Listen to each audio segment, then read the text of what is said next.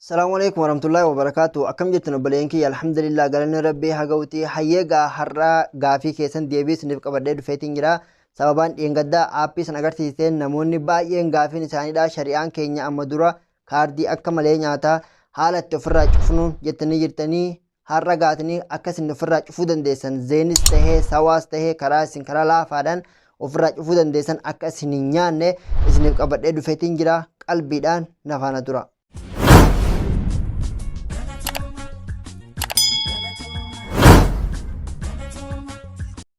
Ayyaga balayanki ya qalbiidhaan nafaana tura share subscribe godha. Hey there. Amma Subscribe to my channel rasiilee sinjala nyaatu and also press this bell icon. karaa gabaabaa ta'een isin agarsiisa akka rasiilee sinjala nyaanne haga federasiinni keessan shari'aa keessan keessa taa'uu danda'a. Duraan dursinee miseejjii seennu yeroo miseejjii seenne haala kanaan asirratti ni dhoonnaa. Amma tokkoffaa kan zeenitii isin agarsiisa zeenii keessan kan rasiilee sinjala nyaatu akka sinjala hin nyaanne 17 18 goonii barreeffannaa. Yeroo asirra barreeffannee maal goonaa nama duratti ergeen jira garuu isin agarsiisaa irra deebi'eeti na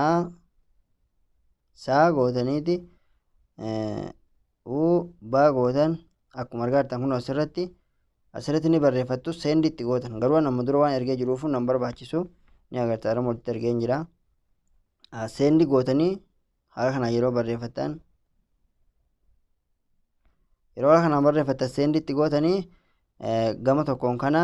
ammas kanuma zeenitis isin agarsiisa ammas itti irra ni dhuftu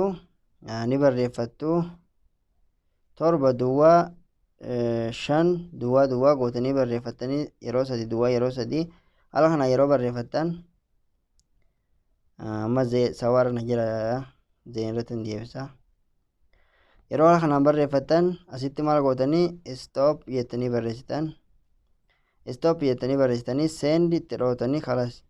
amma garuu nama duraa isinuma agarsiisuuf mee ittiin ergaa send gootanii yeroo itti ergitan haala kanaa isinirraa deemaa jecha deebii isinii fida asitti haala kanaa kazeeniidha haala kanaan ofirraa hiikuu dandeessanii jecha lamuu shari'aan keessan hin nyaatu gama sawaatti adeemnu ka sawaadhaa immoo 8 duwwaa 4 yeroo 3 haala kanaan barreessitaniiti daa guddaa gootaniiti